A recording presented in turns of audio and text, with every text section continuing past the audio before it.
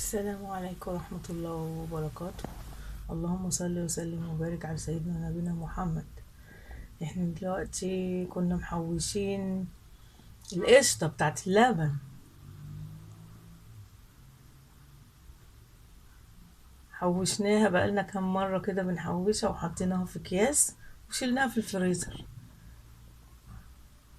وبعدين قلت اسيحها بقى واوريكم بقى القشطة بتاعت اللبن. هنطلع منها سمنة قد ايه بلدي، هي يا دوب لسه بتقول يا هادي. حطيتها على النار لسه يا دوب اهي، ونوطي عليها ونسيبها بقى تفك على مهلها، ونرجع لكم ان شاء الله. لسه ما صحيتش، دي بسيط، لسه فيها حاجات كتير، لسه في حتت مكلكعة كتير. لسه نستنى بقى عليها لما تفك خالص.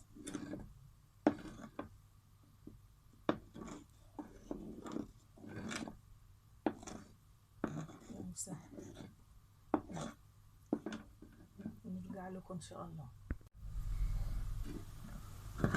لسه ما صحيتش، دي بسيط، لسه فيها حاجات كتير، لسه في حتت مكلكعة كتير.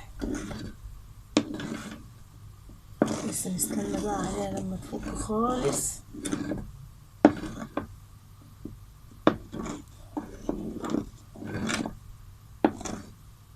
وسهل، ونرجع لكم ان شاء الله. ورجعنا لكم، احنا معاها بص واحدة بواحدة وعلى نار هادية طبعا، حاطين تحتها الشياطة عشان ايه النار تبقى ضعيفة ما تلسعش. اهم حاجة ان هي تفضل ايه رايقة كده وما تلسعش.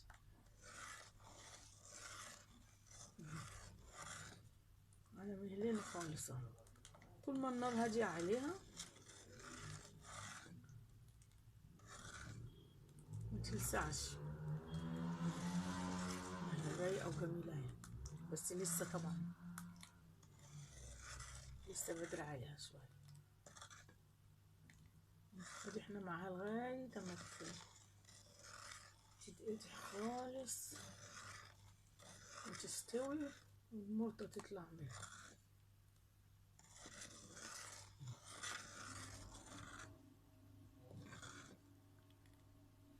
اهم حاجة ما تلسعش. ايه رأيكم؟ ادي احنا عملناها اهو، بصوا المرطة فاتحة يعني ما غمقتهاش.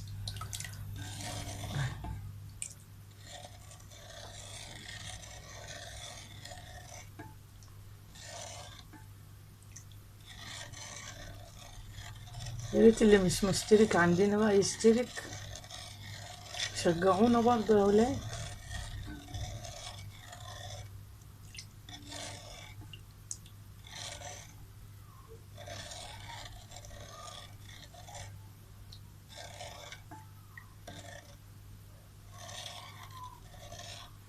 وهنرجع لكم ونسمي الله.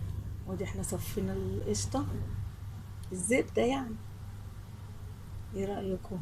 بس طلعت قد ايه. يلا شجعونا بقى واشتركوا في القناة. السلام عليكم ورحمة الله.